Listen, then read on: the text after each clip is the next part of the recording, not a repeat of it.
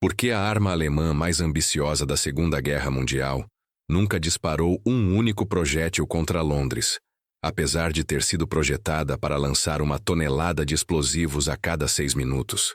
A resposta está enterrada nas galerias subterrâneas de Mimoieques, no norte da França, onde Hitler ordenou a construção do que seria chamado de Hochdruckpumpe, a bomba de alta pressão, oficialmente designada como V3.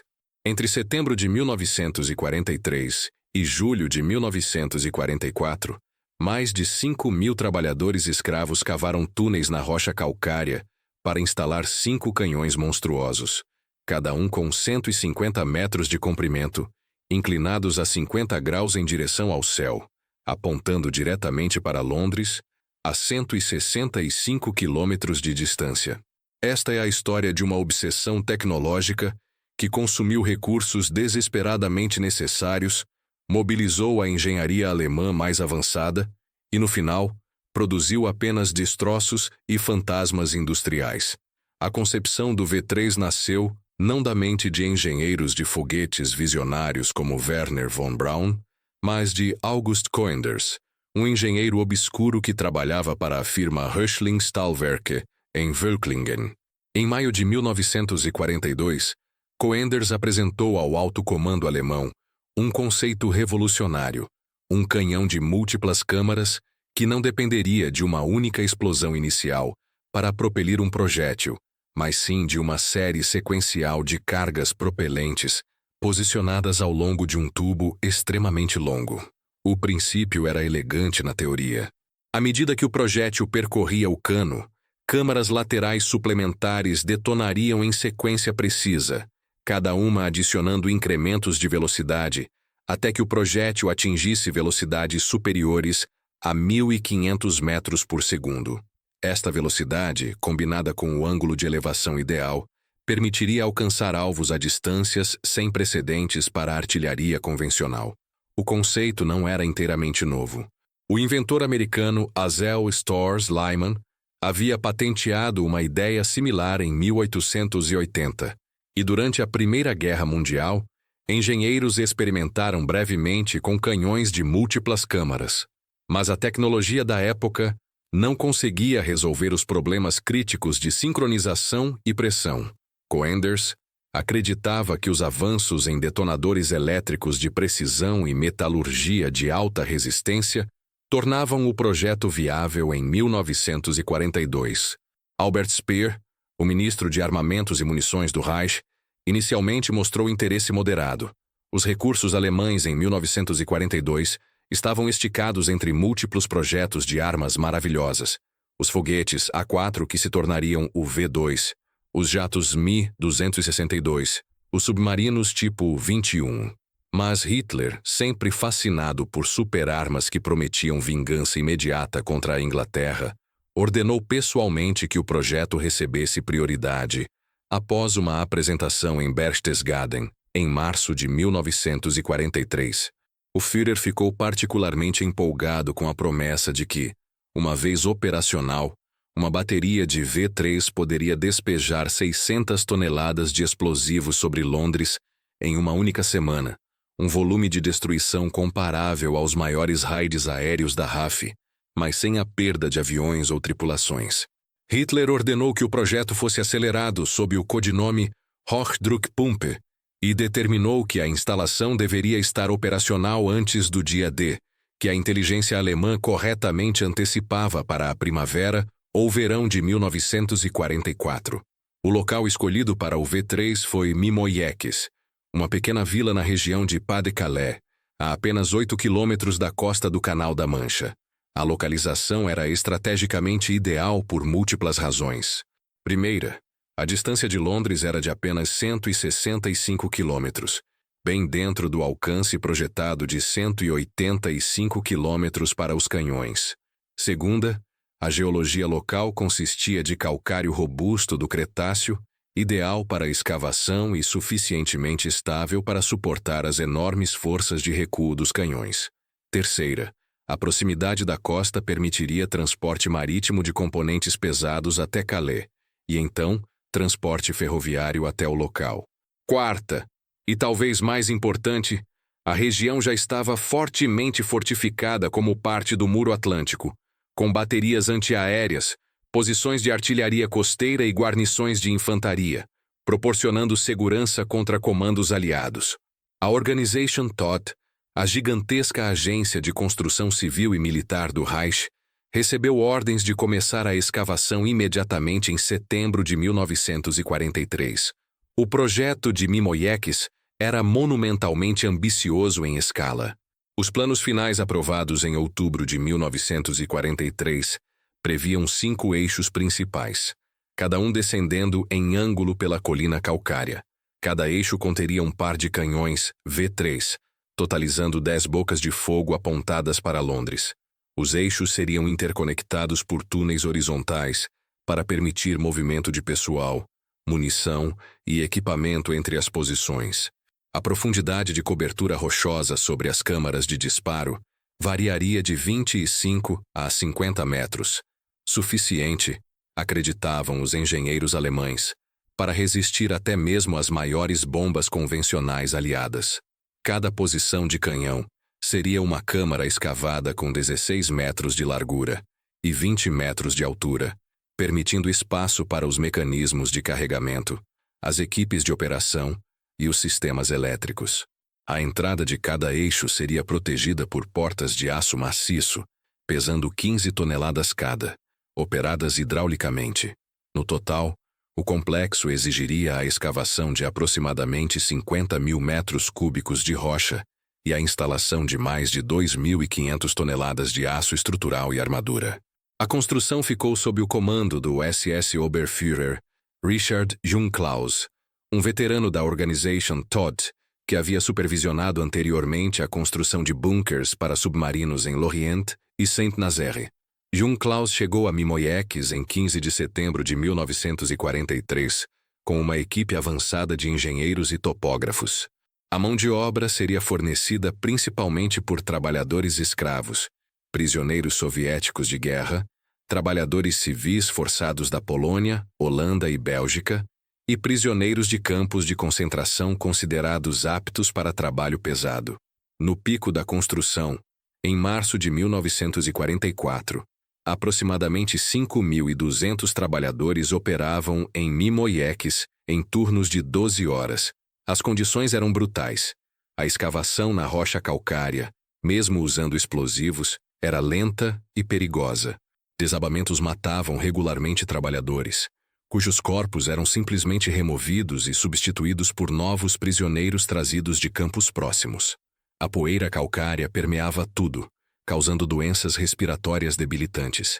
Os prisioneiros viviam em barracões de madeira cercados por arame farpado, recebendo rações de fome e praticamente nenhum cuidado médico. Registros fragmentários da Organization Todt sugerem que pelo menos 450 trabalhadores morreram durante a construção de Mimoieckis entre setembro de 1943 e julho de 1944, embora o número real provavelmente seja significativamente maior. Enquanto a escavação prosseguia em Mimoieckis, o desenvolvimento técnico dos próprios canhões V3 ocorria em instalações de teste em Hillersleben e Misdroy, na costa báltica. A firma Hachling coordenava o projeto técnico, mas múltiplas empresas estavam envolvidas. A Krupp fabricava os tubos principais, usando aço especial de alta resistência desenvolvido especificamente para suportar as pressões extremas e repetidas detonações. Cada tubo de canhão V3 consistia de um tubo principal de 150 metros de comprimento, com diâmetro interno de 150 milímetros. Ao longo deste tubo principal, 42 câmaras laterais eram posicionadas em intervalos precisos, cada uma alojando uma carga propelente adicional. O projétil, pesando 85 kg com uma ogiva de alta explosão de 25 kg, começava sua jornada em uma câmara de ignição inicial na culatra do canhão. A carga inicial o acelerava pelo tubo, e sensores de pressão ao longo do cano detonavam as câmaras laterais, em sequência milissegunda a milissegunda. Em teoria, cada detonação adicional aumentava a velocidade do projétil, acumulando incrementos até que, na boca do canhão, o projétil emergia a 1.600 metros por segundo, mais de 4 vezes a velocidade do som. Os testes em Hillersleben, contudo, revelaram problemas catastróficos desde o início. Os primeiros disparos em janeiro de 1944 resultaram em explosões prematuras dentro dos canos, destruindo completamente 2 protótipos de teste. A investigação revelou que a sincronização das detonações das câmaras laterais era crucialmente sensível. Se uma câmara detonasse muito cedo, antes do projétil passar completamente por ela, a onda de choque atingia a base do projétil, em vez de impulsioná-lo uniformemente, causando desestabilização catastrófica e fragmentação dentro do cano. Se uma câmara detonasse muito tarde, o projétil já havia passado, e a energia era desperdiçada. Pior, a onda de pressão reversa interferia com as câmaras subsequentes. Os engenheiros da Röchling trabalharam freneticamente para refinar os detonadores elétricos e recalibrar os sensores de pressão. Em fevereiro de 1944, conseguiram disparos bem-sucedidos com alcances de até 110 quilômetros, um marco significativo, mas ainda aquém dos 185 quilômetros necessários para atingir Londres de Mimoieckis. Outro problema técnico grave emergiu relacionado ao desgaste do cano. As repetidas detonações ao longo do tubo causavam erosão acelerada e aquecimento extremo. Após apenas 20 disparos, os testes mostraram deformação mensurável nas câmaras laterais e degradação da precisão. Um canhão convencional de artilharia tinha vida útil de centenas ou milhares de disparos. Os cálculos iniciais sugeriam que um V3 operacional poderia precisar de substituição do tubo após apenas 50 a 100 disparos, uma exigência logística inaceitável considerando o tamanho e peso dos componentes. A Krupp experimentou com revestimentos internos de cromo e tungstênio para reduzir a erosão, mas estes eram caros, demorados para aplicar e forneciam apenas melhoria marginal na vida útil. Em março de 1944, ficou claro para muitos engenheiros envolvidos que o V3, mesmo se pudesse eventualmente funcionar confiavelmente, nunca seria a arma de produção em massa que Hitler imaginava. Cada canhão era essencialmente uma instalação fixa única, exigindo meses para construir e calibrar, vulnerável à detecção e ataque, e de confiabilidade questionável. Apesar dessas crescentes dúvidas técnicas, a construção em Mimoieckis acelerou sob ordens diretas de Hitler. Em março de 1944, 3 dos 5 eixos principais estavam escavados até profundidade operacional, e o trabalho havia começado na instalação dos primeiros tubos de canhão. Componentes massivos chegavam por ferrovia de instalações da Krupp na Alemanha.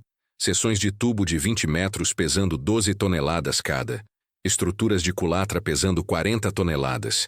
Sistemas hidráulicos, geradores elétricos diesel, painéis de controle de disparo.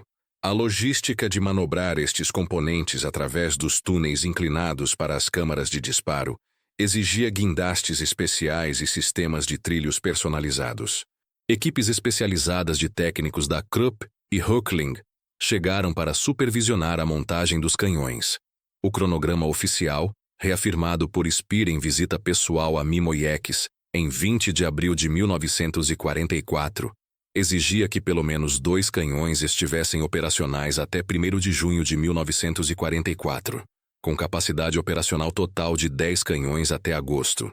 Mas enquanto os alemães trabalhavam febrilmente para tornar Mimoieckis operacional, a inteligência aliada estava gradualmente desvendando o mistério do local. A primeira indicação veio de relatórios da resistência francesa em novembro de 1943. Agentes locais observaram o início da construção em larga escala, perto de Mimoieckis, com grande movimento de trabalhadores, materiais e presença militar alemã aumentando dramaticamente. Fotografias clandestinas foram enviadas através de redes de resistência para Londres.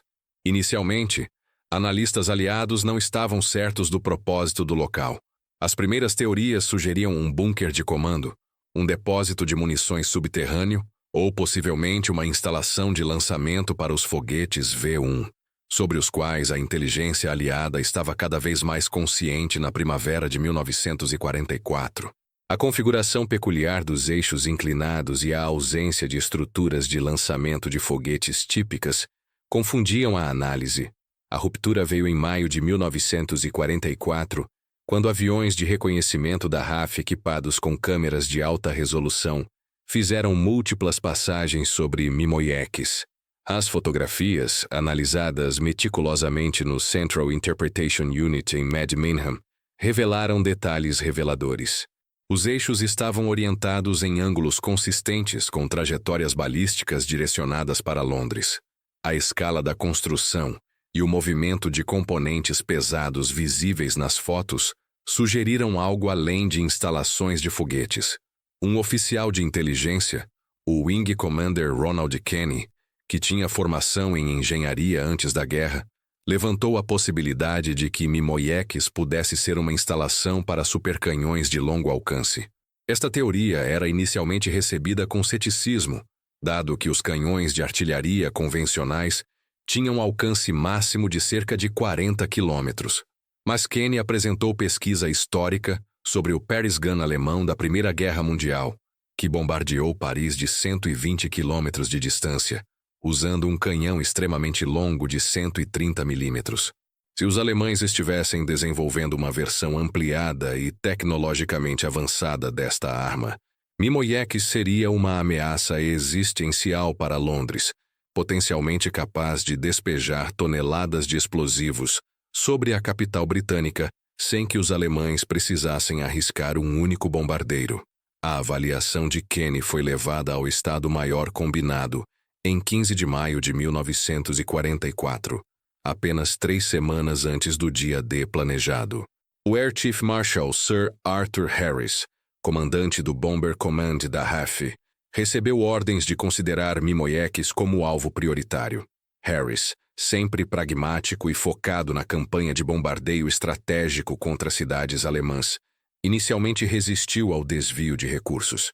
Seus planificadores argumentavam que os recursos de bombardeio deveriam concentrar-se nas defesas costeiras alemãs, pontos de comunicação e depósitos de combustível em preparação para a invasão iminente da Normandia. Mas a possibilidade de que Mimoiekis pudesse começar a bombardear Londres, precisamente quando as forças aliadas estivessem cruzando o canal, forçou uma reavaliação. Se os alemães conseguissem criar pânico em Londres durante a fase crítica da invasão, o efeito sobre o moral civil e, potencialmente, sobre o comprometimento político com a Operação Overlord poderia ser grave. Churchill pessoalmente revisou as fotografias de reconhecimento e as estimativas de inteligência em 22 de maio de 1944 e autorizou ataques aéreos contra Mimoiekis usando as armas mais pesadas disponíveis. A RAF possuía, em junho de 1944, uma arma adequada para a tarefa. A bomba Tallboy, oficialmente designada bomba de capacidade média de 5 toneladas. Projetada pelo engenheiro Barnes Wallis, o mesmo homem responsável pelas Bouncing Bombs, usadas no raid dos Dambusters em 1943, a Tallboy era fundamentalmente diferente das bombas convencionais. Pesando 5.400 kg, com 3.650 kg de explosivo Torpex, a Tallboy era projetada não para explodir no impacto superficial, mas para penetrar profundamente no solo ou estruturas antes de detonar. Seu design aerodinâmico único, com uma relação comprimento-largura excepcional de 6:1, permitia que caísse a velocidades supersônicas quando lançada de alta altitude. Ao atingir o solo, a Tallboy podia penetrar de 20 a 30 metros de terra ou 5 a 6 metros de concreto reforçado antes da detonação. A explosão subterrânea resultante criava um efeito de terremoto localizado, com ondas de choque capazes de colapsar estruturas subterrâneas num raio de 50 metros. O primeiro raid contra Mimoiekis foi lançado em 6 de junho de 1944, o próprio dia D, uma sincronização deliberada destinada a garantir que os alemães não pudessem usar a instalação durante a fase crítica da invasão da Normandia. 22 bombardeiros Lancaster do 617 Squadron, a lendária unidade dos Dambusters, comandada agora pelo Wing Commander James Tate, decolaram da base de Woodhall Spa, em Lincolnshire, às 21h30. Cada Lancaster carregava uma única bomba Tallboy. O bombardeio seria realizado de 20.000 pés de altitude, usando o novo visor de bombardeio estabilizado Mark 14, que permitia maior precisão mesmo de grandes altitudes. A formação cruzou o canal sob escolta de Spitfires e atingiu Mimoyeques às 23h15, exatamente no crepúsculo de verão, proporcionando visibilidade adequada dos alvos. A defesa antiaérea alemã ao redor de Mimoyeques, consistindo de 12 canhões Flak de 88 mm e 24 canhões menores de 37 mm, abriu fogo intenso. O céu encheu-se de traçantes vermelhos e explosões de Flak negras. 2 Lancasters foram atingidos na aproximação. Um conseguiu voltar mancando através do canal e fazer um pouso forçado em Kent. O outro caiu em chamas perto de Calais, matando toda a tripulação de 7 homens. Os 20 Lancasters restantes executaram suas corridas de bombardeio em sequência, liberando suas Tallboys sobre as entradas dos eixos de Mimoyeques. O observador de bombardeio do líder da formação, o Flying Officer Leonard Sumter, observou através de seu visor enquanto a primeira Tallboy desaparecia nas trevas abaixo. 14 segundos depois, uma enorme erupção de terra, rocha e fumaça explodiu do flanco da colina. As fotografias de reconhecimento tiradas na manhã seguinte, 7 de junho, revelaram impactos diretos e próximos em 3 dos 5 eixos principais. Uma Tallboy havia penetrado diretamente na entrada do eixo número 3, colapsando os primeiros 50 metros do túnel e enterrando completamente a porta de aço.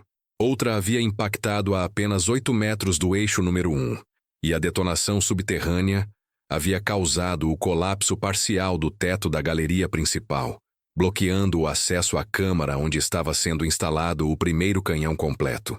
A devastação foi substancial, mas não completa. Os eixos números 4 e 5, os mais profundos e distantes das entradas bombardeadas, permaneceram intactos. A reação alemã ao bombardeio foi uma mistura de determinação obstinada e crescente realismo. E esse Oberführer Jungklaus relatou a Speer em 8 de junho que pelo menos 4 semanas seriam necessárias apenas para limpar os destroços dos túneis colapsados e avaliar danos estruturais. A instalação do canhão completo no eixo 1 estava agora inacessível sob 300 toneladas de rocha colapsada. Speer, enfrentando pressões crescentes de todos os lados enquanto a situação militar da Alemanha deteriorava, após o sucesso da invasão aliada, começou a questionar abertamente se Mimoyeques ainda era viável. Em uma reunião ministerial em 12 de junho de 1944, ele sugeriu que os recursos alocados para V3 poderiam ser melhor empregados acelerando a produção de V2, que pelo menos já havia provado viabilidade técnica básica. Hitler, contudo, recusou-se a abandonar Mimoyeques.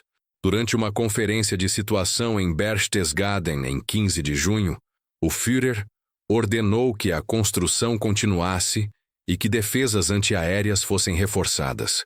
Mais 4 baterias de Flak foram redirecionadas para Mimoyeques de outras posições ao longo do Muro Atlântico, drenando ainda mais as já escassas defesas costeiras, enquanto os aliados consolidavam suas posições na Normandia. As tentativas de continuar a construção sob bombardeio periódico tornaram-se cada vez mais fúteis. A RAF lançou 2 ataques adicionais com Tallboys contra Mimoyeques, em 22 de junho com 16 bombardeiros Lancaster e novamente em 6 de julho com 19 bombardeiros. Cada raid causou danos adicionais, colapsando mais seções de túneis e matando dezenas de trabalhadores e técnicos alemães. O raid de 6 de julho foi particularmente devastador. Uma Tallboy penetrou através de quase 30 metros de sobrecarga rochosa e detonou diretamente na galeria principal do eixo número 2, onde técnicos da Krupp estavam montando seções do segundo canhão.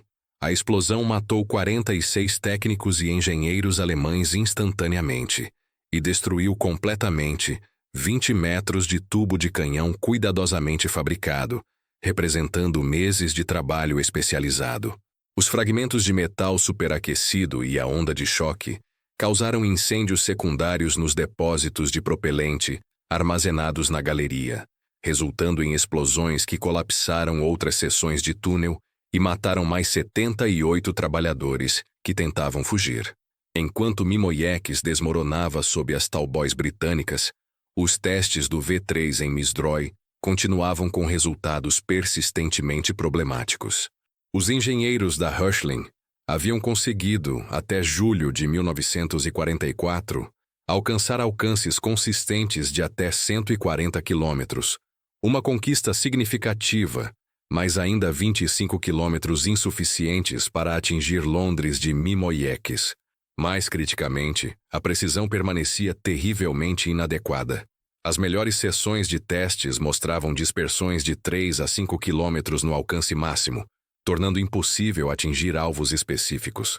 O V3 poderia, na melhor das hipóteses, ser usado para bombardeio de área contra uma cidade grande, mas mesmo isso exigiria volume de fogo sustentado, precisamente o que a baixa confiabilidade e taxa de desgaste rápida dos canhões tornavam impraticável. Um relatório técnico confidencial preparado pelo Dr. Ernst Steinhoff, o principal balístico da Hirschling, em 19 de julho de 1944, concluiu que o V3 nunca seria uma arma militarmente significativa, dentro de qualquer cronograma relevante para o esforço de guerra alemão.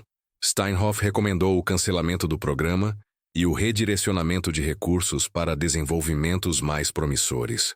O relatório foi enviado à Speer, que o encaminhou com sua própria recomendação de cancelamento. O fim de Mimoiekis veio não de uma decisão administrativa, mas de um único bombardeiro britânico carregando a arma mais poderosa que a RAF usaria durante toda a Segunda Guerra Mundial, até esse ponto. Em 6 de julho de 1944, enquanto os ataques da RAF com Talboys continuavam, Barnes Wallis completava o projeto de uma arma ainda maior, a Grand Slam, uma bomba de 10 toneladas.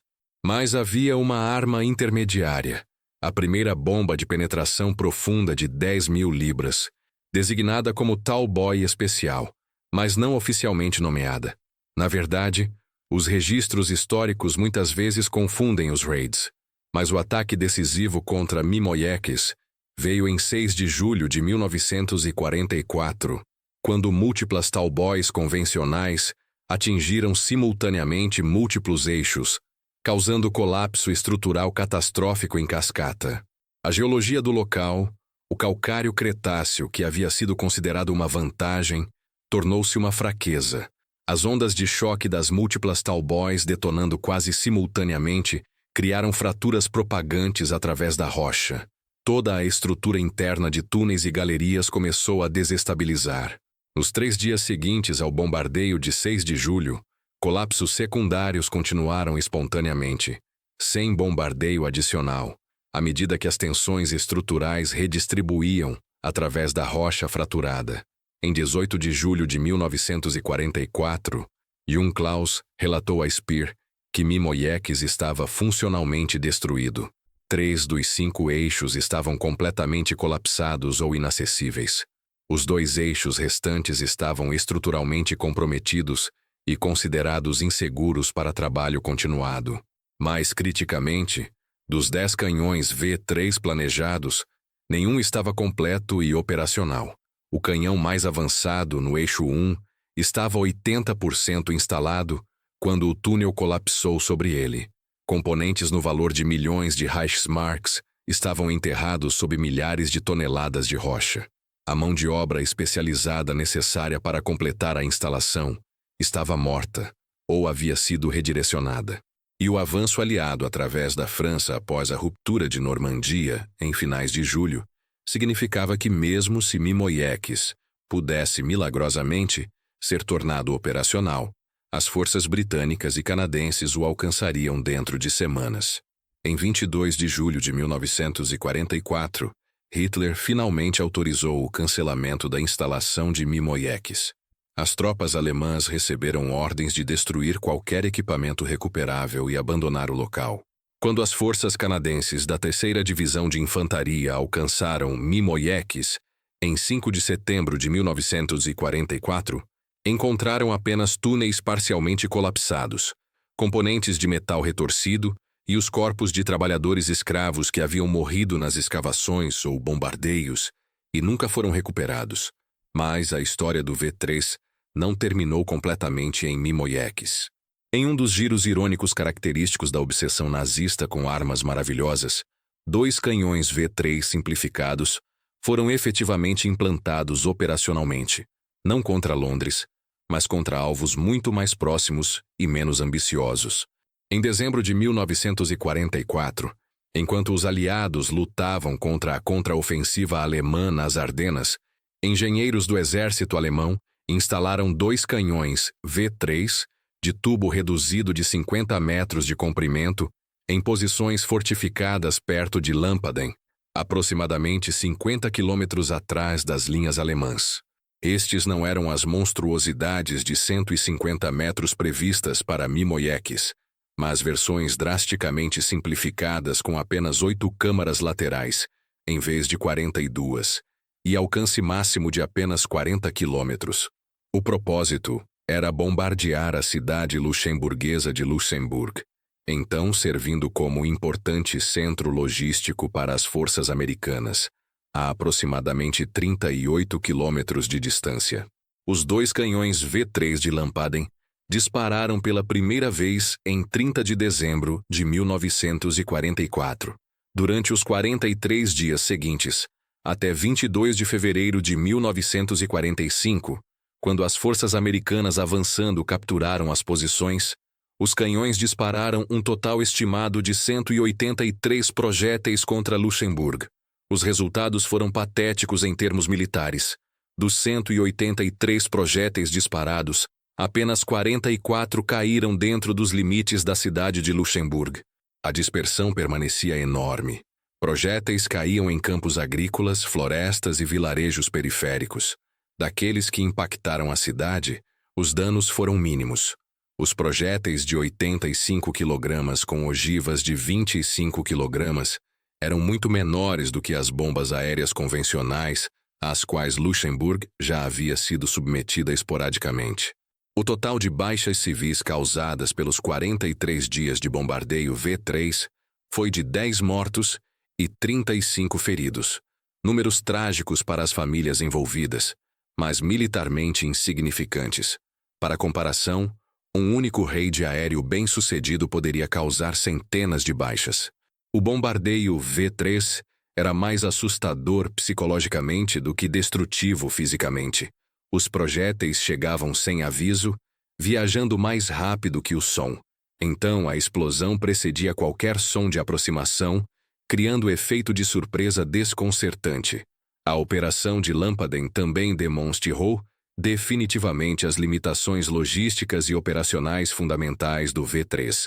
Cada canhão exigia uma equipe de 22 homens para operar: artilheiros, carregadores, técnicos elétricos e observadores. A taxa de disparo, teoricamente projetada para um projétil a cada 6 minutos, na prática alcançava apenas um disparo a cada 30 a 40 minutos, devido a problemas mecânicos recorrentes, superaquecimento e necessidade de inspeção do cano após cada disparo. Os detonadores elétricos das câmaras laterais falhavam frequentemente, exigindo substituição laboriosa. Após aproximadamente 50 disparos, as medições mostraram erosão severa do cano e degradação mensurável da velocidade de saída, confirmando as previsões pessimistas dos testes de Misdroy. Um dos 2 canhões de Lampaden sofreu falha catastrófica do cano em 14 de fevereiro de 1945, após cerca de 90 disparos, quando uma câmara lateral detonou prematuramente, causando ruptura do tubo e matando 4 membros da equipe. O canhão restante continuou operações esporádicas até que patrulhas de reconhecimento americanas localizaram a posição em 21 de fevereiro. Um ataque aéreo com 12 P-47 Thunderbolts, no dia seguinte, destruiu as instalações de superfície.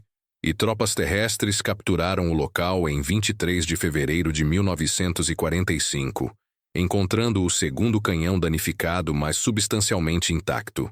A captura do canhão V3 de Lampaden proporcionou aos aliados seu primeiro exame detalhado da tecnologia.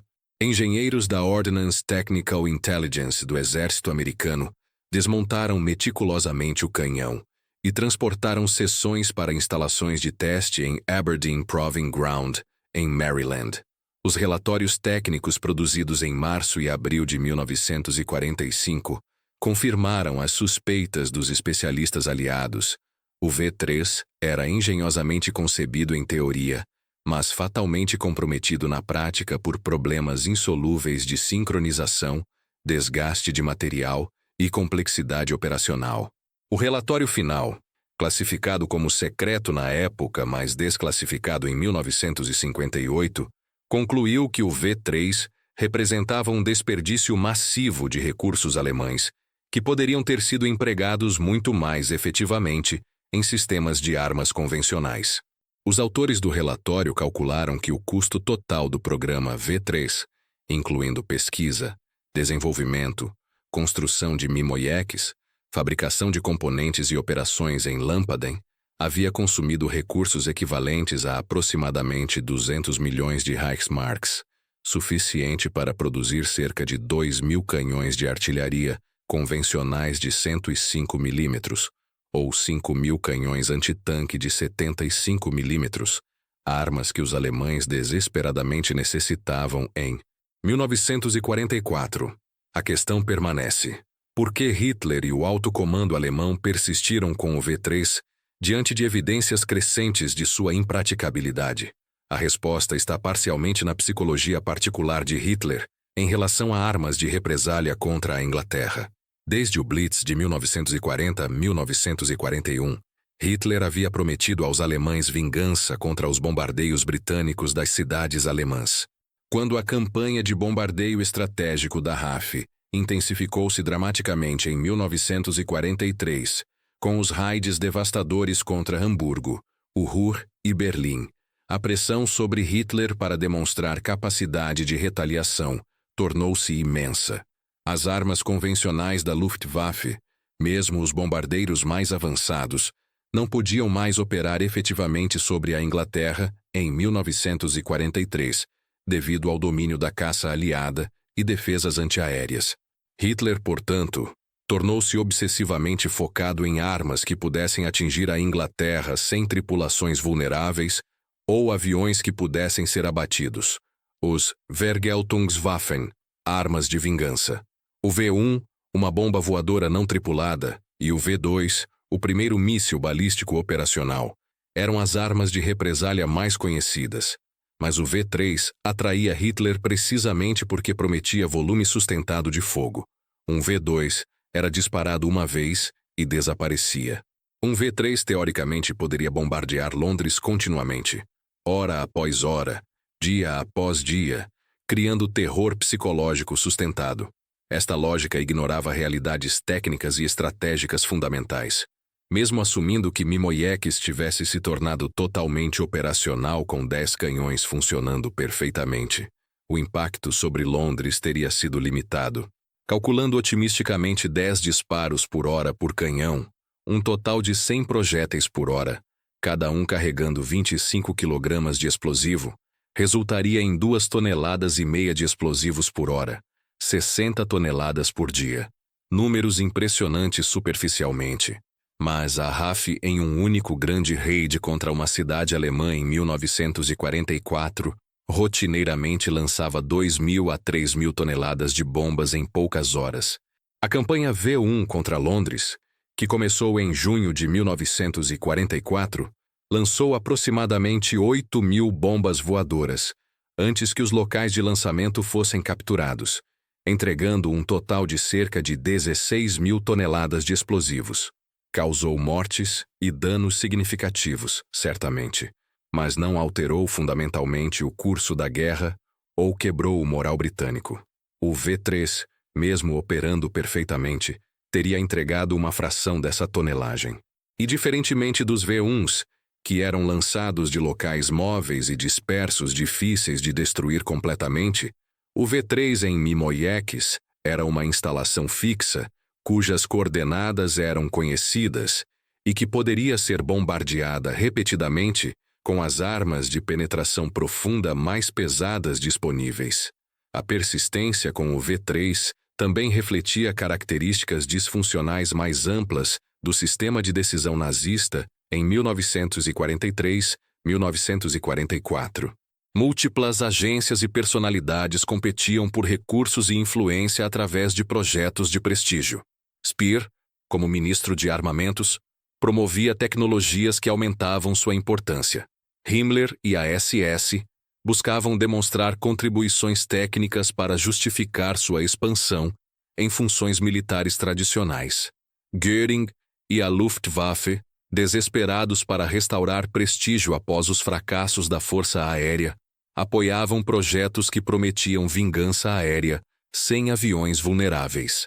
E Hitler, cada vez mais isolado e desconectado das realidades operacionais à medida que a situação militar deteriorava, agarrava-se a promessas de armas maravilhosas que poderiam magicamente reverter a maré da guerra.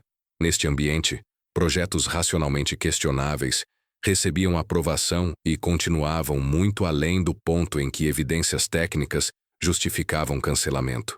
Ninguém queria ser o mensageiro trazendo más notícias ao Führer, especialmente quando as más notícias eram que milhões de Reichsmarks e milhares de horas de trabalho haviam sido desperdiçados. Há também uma dimensão mais sombria na história do V3 que não pode ser ignorada: o custo humano pago pelos trabalhadores escravos que construíram Mimoieques. Os registros precisos são fragmentários.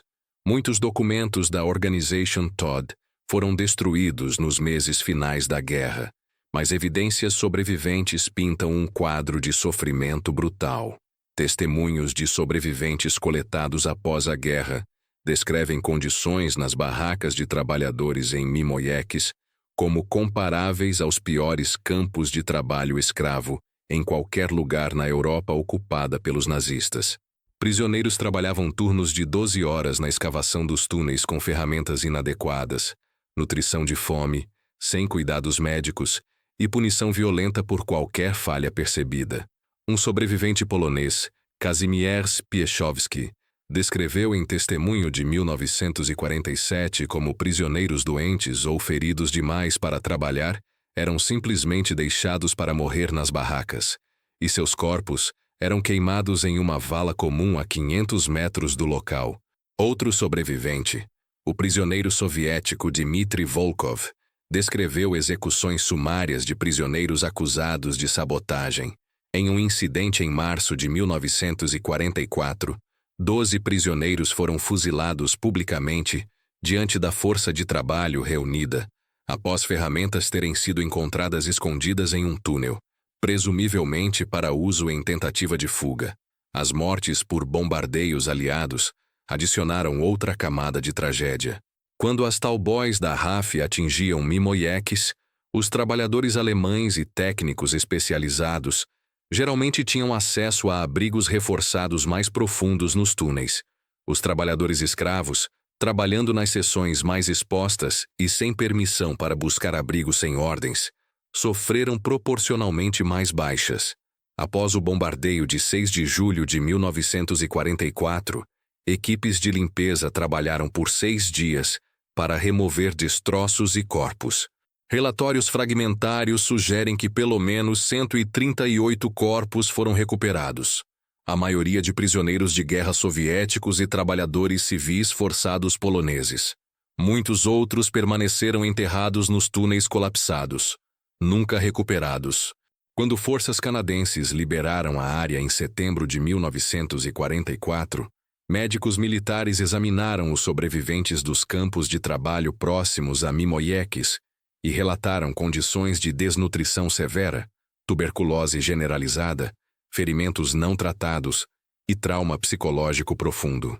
Dos aproximadamente 5.200 trabalhadores que passaram por Mimoieques entre setembro de 1943 e julho de 1944, estimativas conservadoras sugerem que pelo menos 500 a 600 morreram diretamente devido às condições de trabalho, acidentes de construção, execuções ou bombardeios.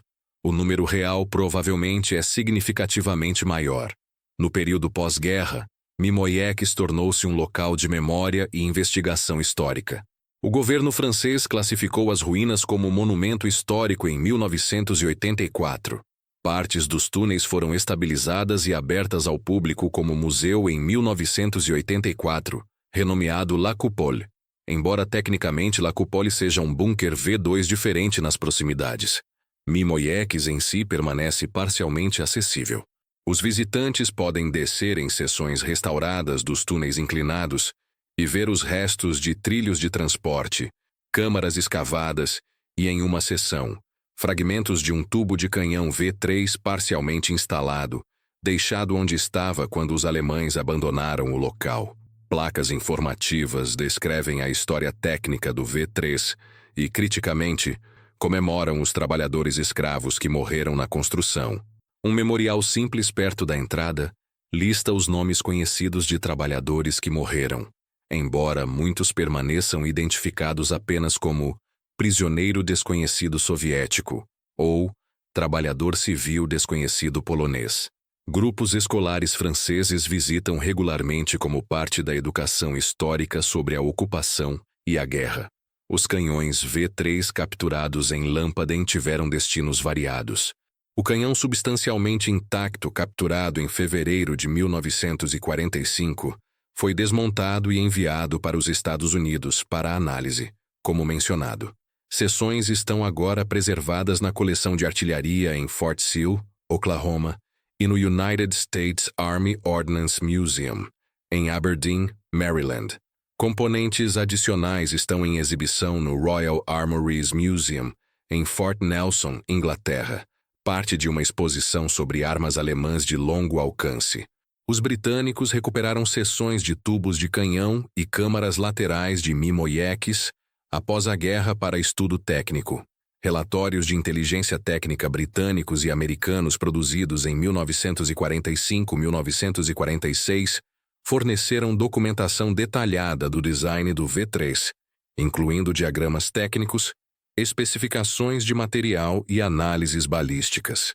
Estes relatórios foram desclassificados em sua maioria nos anos 1970 e 1980, permitindo que historiadores técnicos reconstruíssem a história completa do desenvolvimento da arma. A análise pós-guerra identificou várias lições que influenciaram o desenvolvimento militar subsequente, embora não da maneira que os projetistas alemães esperavam. O conceito de múltiplas câmaras do V3 mostrou-se impraticável com a tecnologia da década de 1940, mas princípios relacionados de propulsão incrementada ressurgiram em contextos diferentes. Os motores de foguetes modernos de múltiplos estágios são conceitualmente sistemas de propulsão incrementada, embora usando estágios fisicamente separados em vez de câmaras ao longo de um único tubo.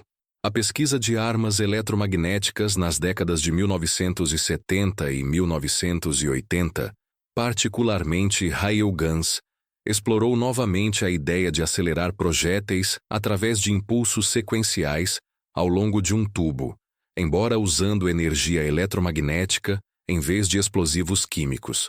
Nenhuma dessas tecnologias valida o design específico do V3, mas demonstram que a física subjacente de aceleração incremental não era fundamentalmente falha, apenas impraticável com os materiais, detonadores e compreensão balística disponíveis em 1943, 1944. A trajetória do V3 de conceito promissor a fracasso operacional ilustra um padrão comum na história da tecnologia militar. Inovações genuínas frequentemente chegam antes que materiais e engenharia de suporte possam torná-las praticáveis. A história do V3 também oferece insights sobre dinâmicas de decisão estratégica sob pressão. A Alemanha, em 1943-1944, enfrentava escassez crescente de recursos críticos: aço, combustível, mão de obra qualificada, tempo.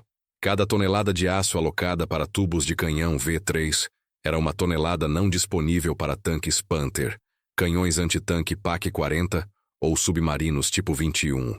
Cada engenheiro especializado montando câmaras laterais em mimoieques era alguém não disponível para a produção de aviões a jato Me-262 ou sistemas de controle de fogo para defesas antiaéreas. A teoria da decisão racional sugeriria que, diante de recursos limitados, os tomadores de decisão alocariam para as opções com maior probabilidade de impacto significativo.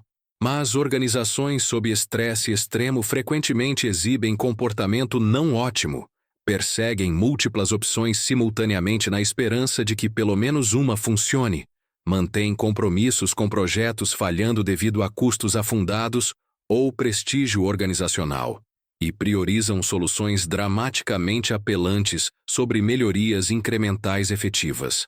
O V3 incorporava todas essas patologias. Era dramaticamente apelante, uma supercanhão de 150 metros disparando através do canal. Incorporava prestígio para múltiplas organizações e tinha consumido recursos suficientes que admitir seu fracasso representaria perda de face inaceitável. Então continuou, absorvendo recursos preciosos, até que bombardeios aliados forçaram seu abandono. Comparando o V3 com as outras Vergeltungswaffen, armas de vingança alemãs, o contraste em efetividade é revelador. O V1, a bomba voadora, foi lançado em aproximadamente 10.500 exemplares contra alvos ingleses entre junho de 1944 e março de 1945. Apesar de sistemas de defesa aliados cada vez mais efetivos, que eventualmente derrubavam cerca de 80% dos V1s lançados, aproximadamente 2.400 atingiram Londres e outras cidades, matando cerca de 6.184 civis e ferindo 17.981. Os danos materiais foram extensos, com milhares de edifícios destruídos ou danificados. O V2, o míssil balístico, foi ainda mais letal por unidade lançada. Aproximadamente 3.500 V2 foram produzidos, dos quais cerca de 1.402 foram lançados contra alvos na Inglaterra, principalmente Londres. O V2, viajando a 5 vezes a velocidade do som e caindo de uma altitude de 80 quilômetros, era essencialmente indefensável com a tecnologia de 1944-1945. Causou cerca de 2.754 mortes de civis e 6.523 feridos graves. Por comparação, o V3, em sua única implantação operacional em Lampaden, matou 10 civis em 43 dias de operações. A disparidade é brutal e quantifica o fracasso do sistema. Mas mesmo os V1 e V2, muito mais efetivos que o V3, não tiveram impacto estratégico decisivo. Não quebraram o moral civil britânico, não forçaram o governo britânico a buscar negociações de paz, não desviaram recursos aliados significativos das operações ofensivas. O bombardeio estratégico aliado da Alemanha, em comparação, entregou aproximadamente 2.700.000 toneladas de bombas entre 1942 e 1945, matou estimados 350.000 a 500.000 civis alemães, destruiu aproximadamente 40% da área urbana nas principais cidades, e embora debates continuem sobre sua efetividade precisa, indubitavelmente degradou produção industrial, forçou dispersão massiva de recursos para defesa antiaérea e minou moral. As Vergeltungswaffen eram, em essência, instrumentos de terror mais que ferramentas militares efetivas. Causavam sofrimento genuíno e mortes trágicas, mas não podiam alterar o equilíbrio estratégico fundamental de uma Alemanha cercada por inimigos com recursos materiais e humanos vastamente superiores. A ironia final do V3 é que a tecnologia que o tornou obsoleto antes mesmo de tornar-se operacional, o V2, também representava uma alocação questionável de recursos alemães. Cada foguete V2 custava aproximadamente 100.000 Reichsmarks para produzir. Consumia cerca de 15 toneladas de propelentes líquidos, incluindo etanol e oxigênio líquido de produção intensiva em energia, e carregava uma ogiva de apenas 980 quilogramas, pouco mais que uma bomba de aviação pesada convencional. Para o custo de produção e lançamento de 1.400 V2s contra a Inglaterra, a Alemanha poderia ter produzido e operado centenas de caças a jato Me-262, que poderiam ter infligido perdas devastadoras nas formações de bombardeiros aliados, atacando cidades alemãs. Alternativamente, os mesmos recursos poderiam ter produzido milhares de tanques adicionais ou canhões antitanque, que poderiam ter prolongado significativamente a resistência contra as ofensivas soviéticas no leste. Generais alemães seniores, particularmente no exército, ressentiam-se amargamente dos recursos alocados para armas de vingança, que tinham valor militar limitado, enquanto as forças de combate enfrentavam escassez crítica de armamento convencional. O general Heinz Guderian, chefe do Estado-Maior-Geral do Exército a partir de julho de 1944, descreveu em suas memórias pós-guerra o V3 e projetos similares como fantasias tecnológicas que desviaram esforços de necessidades militares reais. A comparação com o programa de armas nucleares aliado é instrutiva. O projeto Manhattan consumiu aproximadamente 2 bilhões de dólares americanos entre 1942 e 1945, uma soma astronômica representando cerca de 0,5% de todo o gasto de guerra americano. Mobilizou os melhores físicos do mundo ocidental, construiu instalações industriais massivas em Oak Ridge, Hanford e Los Alamos, e em agosto de 1945, produziu 2 bombas que destruíram Hiroshima e Nagasaki e forçaram a rendição japonesa.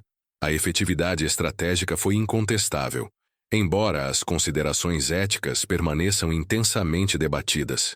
Mas, crucialmente, os Estados Unidos podiam permitir-se o projeto Manhattan sem comprometer a produção de tanques, aviões, navios e armamento convencional. A economia americana em tempo de guerra produziu aproximadamente 300 mil aviões, 88 mil tanques, e capacidade de construção naval que sozinha superava toda a produção do eixo combinada. A Alemanha não tinha tal margem. Cada projeto de prestígio como o V3 representava trade-offs diretos com armamento convencional necessário. E enquanto o projeto Manhattan foi conduzido em segredo rigoroso até ter sucesso, o V3 foi bombardeado repetidamente antes de tornar-se operacional, porque sua instalação fixa de superfície era inerentemente vulnerável a reconhecimento aéreo e ataque. Há um coda menor, mas fascinante para a história do V3, que conecta a arma aos desenvolvimentos pós-guerra. Após a captura dos canhões de Lampadain e a avaliação técnica em Aberdeen, vários engenheiros americanos envolvidos na análise ficaram intrigados com o conceito de múltiplas câmaras e começaram a explorar se tecnologia mais avançada poderia torná-lo viável. Entre 1946 e 1949, testes experimentais limitados foram conduzidos em Aberdeen usando um protótipo de tubo de múltiplas câmaras de 30 metros com 8 câmaras laterais, essencialmente uma réplica do design de Lampadain. Os testes confirmaram que sincronização precisa permanecia o problema crítico, mas sugeriram que detonadores eletrônicos avançados, que estavam começando a tornar-se disponíveis com o desenvolvimento inicial de eletrônica de estado sólido, poderiam eventualmente resolver os problemas de temporização que haviam atormentado o design alemão. O programa foi cancelado em 1949, quando a atenção mudou para foguetes e mísseis guiados, tecnologias que ofereciam alcance muito maior e precisão sem a necessidade de instalações fixas vulneráveis. Mas relatórios técnicos do programa de teste de Aberdeen, desclassificados na década de 1980, mostram que engenheiros americanos consideravam o princípio básico do V3 como engenhoso, simplesmente prematuro para a tecnologia disponível. Décadas depois, na década de 1980, o conceito de múltiplas câmaras ressurgiu brevemente no contexto do Programa de Iniciativa de Defesa Estratégica, o projeto Guerra nas Estrelas, da administração Reagan, um dos conceitos explorados para destruir mísseis balísticos intercontinentais soviéticos durante a fase de propulsão, era um canhão eletromagnético baseado em terra capaz de lançar projéteis a velocidades hipersônicas extremas. Alguns designs propostos incorporavam princípios de aceleração incremental conceitualmente relacionados ao V3, embora usando impulsores eletromagnéticos em vez de cargas explosivas. Protótipos de laboratório foram construídos e testados, mas os programas de canhões eletromagnéticos nunca avançaram além de pesquisa experimental, devido a requisitos de energia proibitivos e limitações de materiais. Novamente, a física básica funcionava, mas a engenharia prática permanecia inatingível. A conexão histórica direta com o V3 é tênue. Engenheiros dos anos 1980 não estavam tentando replicar um canhão nazista, mas é notável que desafios técnicos similares, sincronização de impulsos de aceleração sequenciais e gerenciamento de tensões extremas em materiais, emergiram 40 anos depois, em contextos completamente diferentes. Hoje, os restos de Mimoiekis servem como memorial de múltiplas camadas. É um memorial às ambições tecnológicas excessivas de um regime desesperado, um lembrete físico de como ditaduras podem desperdiçar recursos em projetos de prestígio, enquanto realidades estratégicas fundamentais deterioram. É um memorial aos trabalhadores escravos que morreram na construção de uma arma que nunca disparou um único tiro em raiva contra seu alvo pretendido, vidas desperdiçadas para um projeto inútil. E é um artefato de história tecnológica, preservando uma abordagem única e falha para o problema de artilharia de longo alcance. Os túneis silenciosos e escuros, ocasionalmente iluminados para visitantes turísticos, ecoam com o que poderia ter sido, se a sincronização tivesse sido perfeita, se os materiais tivessem sido mais resistentes, se os bombardeiros aliados não tivessem vindo, se a guerra tivesse durado mais tempo, se. Mas a história não é composta de condicionais. O V3 permanece como um dos fracassos tecnológicos mais completos da Segunda Guerra Mundial. Uma arma impossível que chegou tarde demais, funcionou mal demais e custou muito demais em vidas e recursos que poderiam ter sido empregados em objetivos menos grandiosos, mas mais alcançáveis.